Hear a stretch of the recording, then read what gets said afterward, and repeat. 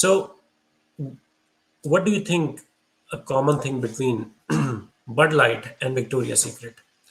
So along the way, they literally lost track of what is important, what they were trying to do, and because of that, the profitability, the revenue of the company started suffering. So I was reading about it, and now we are seeing. I mean, at least that's what I'm reading here. According to Victoria's Secret executives, the brand diversity initiatives have not been enough to carry the day financially. I mean, it's no joke. I mean, you want to join the bandwagon, what Bud Light is doing. I mean, you probably gonna see the similar consequences.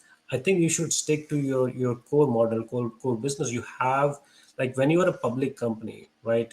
When you are a public company, I mean, it's your job, or even if you're running any business, it's your job to make money. I mean, and I think you need to stick with your core values. And just because you want to ride a bandwagon, may or may not work out in the long run. So this is what I was reading. So they were literally following uh, the footsteps of Bud Light, and this is what they have to say. There were favorable reviews from the online critics, but it never translated into sales. I mean, in the end, they realized that sales are important, money is important. So now they are revamping themselves to bring back the sexiness. So looks like they are coming back. Their revenues dropped.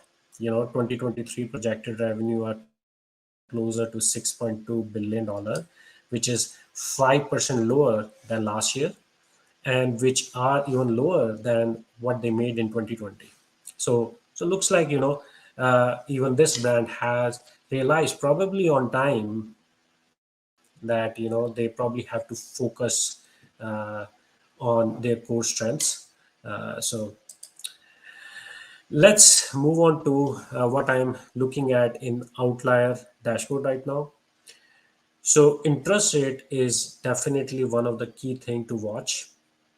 I am personally thinking that it's gonna be a while before you may see, stock market starts inching up in the long run, unless we do something about the interest rate, unless the Fed do something about the interest rate. So we will not be able to see a lot of positive in the stock market. There is going to be a lot of volatility.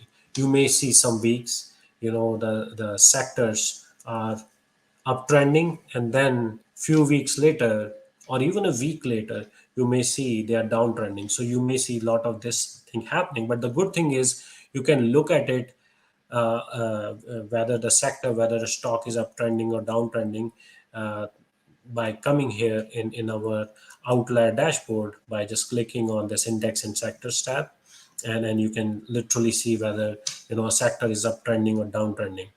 And for the traders who do trade, who look for opportunities, we do have a bull list and a bear list that they can look at it.